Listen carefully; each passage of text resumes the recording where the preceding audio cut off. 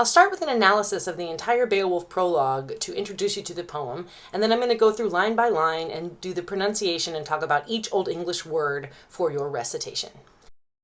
Ich Beowulf! No. You're absolutely right. You're right. The poet does say, you are a good king. In fact, the phrase, that was god König, that you see in line 11, appears 3 different times in the poem Beowulf. We see it once here at the end of the prologue to Beowulf, and we'll see it 2 more times as we go throughout the text. So pay attention to who the poet labels as a good king, especially given the fact that the poem opens with a description of what then the poet says is a good king. Yeah, no, that's right. That's right. That's right. The opening of the poem actually features a description and summary of a great aristocratic ancestor, someone who we learn immediately at the end of that passage is a good king. So based on this 11-line summary, we can start to see what makes a good king for this poem already at the beginning. And Beowulf, do you want to tell me what you think it is? Oh, okay. Yeah, let's hear your answer. Ich Beowulf! Yeah, exactly. Aggressive colonizing behavior toward the neighbors. Ich Beowulf! Yep. He ambushed their enemies. He took their material goods. I mentioned in another lecture that Anglo-Saxons were materialist, so hence the focus on paying tribute, on taking their material items and wrecking their mead benches. Ich Beowulf! Right, good point. He began as it was a rags to riches story. He began with nothing and then moved to become king of all of the neighboring tribes. Ich Beowulf! Exactly. He wasn't just king of his own people. He was king of everyone else. So all of these things are part of what makes a good king. Beowulf! Yeah, no, yeah, you're right, Beowulf. You also did a lot of those same things. That's a fair point. But there are also additional lines besides those first 11 that talk about shield chafing. The first 85 lines or so actually talk about shield chafing before we're introduced to Hrothgar's world, right? There are other things that shield chafing does as an Anglo-Saxon king. So we see how he becomes king in this part, but then we get some description over the rest of the prologue of what he does as king and what happens when he dies. So this is all backdrop for the story about how Hrothgar and Beowulf interact with each other in the wake of the threat that Hrothgar faces. And if you don't know what that threat is yet, I'm not going to spoil it for you. So as we go through the poem, I want you to think about what good kingship means. If good kingship is somehow different from good warriorship. Do a warrior and a king have the exact same responsibilities, or do they have a different set of responsibilities? Ich Beowulf. Well, I'm not surprised to hear you say that, Beowulf. We all know how you feel about the whole warrior versus king debate. I know. What can I say?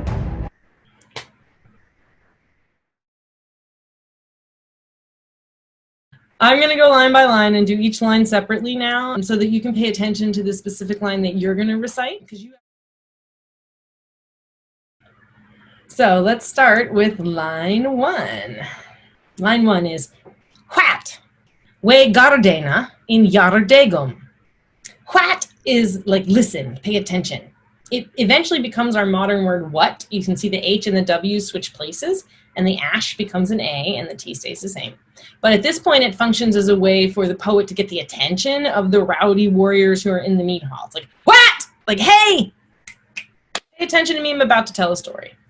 And then he starts the story, right? He's going to say who the story is about. The story is about we Gardena. We, the Spear Danes, the Gardanes. So Gar means spear. So they're Spear Danes or warriors, right? And then in Yardegum, so in is in, and Yardegum is in the days of yore, right? Like yar, that word yar, that's the word yore essentially. So literally it's like your days, in the days of yore. Line 1. What? We gardena in Yardegum. Line 2. Theod Königa Thrym Jefrunon. So Theod, that first part of that first word there is like clan or people. And König, we're going to see again, it's a word that means king. It's the last word in this opening prologue. And there's a little A stuck on the end of it. And so it is the word king, and there's a little A stuck on the end. And the A shows us that Theod like people king, Theodkoning, is the object of the phrase. So it's like of the clan kings. Theodkoninga. Weird like that. Thrym is glory, and Yafrunan is to hear about. So we, the Spear Danes in the old days, heard about, right, the glory of these kings of people.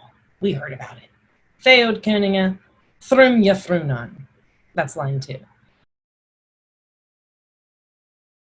Line 3, what did we hear? Hu tha ethelingas Ellen Fremedon. What we heard is who, this first word, who, is how.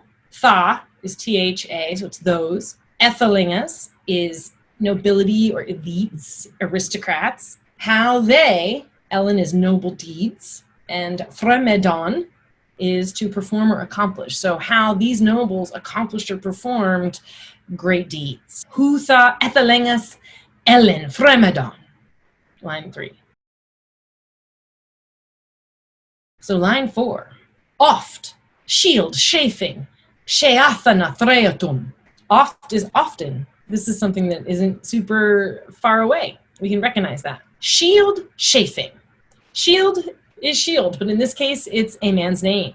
Shield chafing. Chafing is the son of Shafe. Shield Shafe's son. So this is a guy. Shield, this guy. Often this guy, Shield, Sheathana, is bad people or antagonists or enemies. And threatum, threat or threat, is the root word there, and that's armies or hosts. So a threat is a bunch of armies or hosts. And this little UM just tells us more information about the word threat. The shield chafing guy with these bad people, these hosts of armies of bad people or threats, that's what line 4 tells us. So oft shield chafing, sheathana threatum. What's he going to do? Well, let's find out in line 5. In line 5, monigum megthum meodosetla oftea. So monigum is many, and magthum is peoples or tribes. Monigum megthum. Meodosetla, the beginning of this meodo is the same word essentially as mead, medu, that we saw earlier, meodo. So mead, seats, setla, seats, mead, seats or mead benches, places to sit and drink mead, and then is to seize. So from many people, the mead benches seized. So from these terrible threatening human beings, many of them, he seized their mead benches. So he fought his enemies, right? Line 5, once more time. Monigum megthum meodosetla oftea. Line 6. Egasoda eola sithen arist werth. Egasoda is to create awe in or to cause fear in. So he caused fear in, or I've translated it terrorized over here, created awe in the earls. Eola is earls. It's pretty easy to see earl in there. Sithen is essentially the word since, but it meaning after, since. Erest is the word first, or it will become that word. And werth is like was, or to be, to exist. He made the earls live in fear of him or be awed by him. So these are the things from enemy hosts. He took mead benches. He made them be awed by him. And this was after he was first. And that's the end of line 6. So Egso de Erla, Sithen Erist Werth. Then in line 7, after he was first, what? Feaschaft funden. Hey, thas frofreie bad. So Feaschaft funden, this part. Feaschaft, Feaschaft, is to be destitute or helpless or like an orphan, to not have much, to come from nothing. And funden is to find. So they found him from after he was first found with nothing. So he did all these things after he was first found with nothing. And he is he, and thas is the word eventually this. It's T-H-A-S, thas, this. Frofre. So frofre is like compensation or reward, or you get your justice. Frofre, yabad, and to experience or endure. Even though he was first found helpless and destitute, he knew compensation for that in the form of what we're going to learn in line 8. So, Feaschaft funden, he thas frofre yabad. Line 8. Weax under woknum. Werth mindum tha. Weox is the word that becomes wax, to wax, which is to grow. You wax, something waxes, it grows, and it wanes, it lessens. So this is that word wax. Under is under. Woknum is clouds or skies or heavens. So he grew under the heavens. He grew greater under the clouds. Werth mindum is one of the kennings I showed you earlier. So it's werth is worth, and mindum is mind, of mind. So worth of mind, or like honor. It's a kind of kenning for honor. And tha is like then or at that time. Werth mindum tha. So weox under woknum, werth mindum tha. Line 8. So in line 9, he waxed under the clouds, he got honors until, and here we come to line 9. Off fat him e whilch fara im sitendra. So the first part, off fat, is there are two words, but it's a phrase that goes together that means until, or until then, until that moment. He grew and waxed under the clouds and the skies until, and him is the word him, like to him. So until to him. E whilch is each. All, every, each tribe, all of the tribes, right? All of, and then tara is of those, right? Of those, all, each of those or all of those. And then this word imb sitendra. Imb is around, and sitten is to sit. So this is literally the around sitting tribes. Till each of the around sitting tribes, oth fat him e whilch thara im sitendra. Until each of the tribes had to do what? So that's what we find out in line 10. Ofar hronrade huren shoulder. So ofar is over. Ofar hronrada. Hronrada is another kenning. Hron is whale. Rad is road. Whale road. What is a whale road? Where do the whales travel? That's right, in the ocean. And Huron is followers or servants or dependents or colonized people. Shoulda is should, but in the sense of must.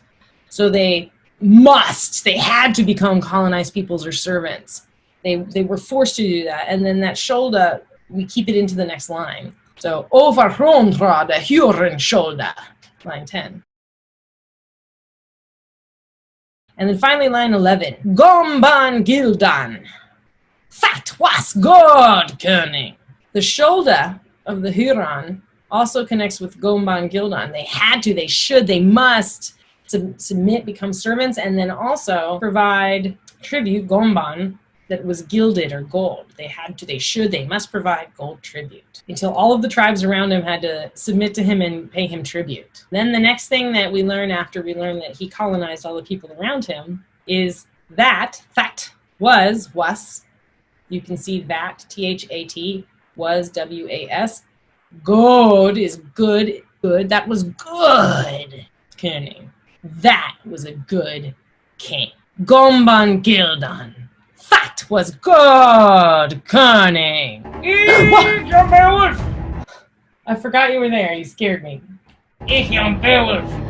That was good cunning.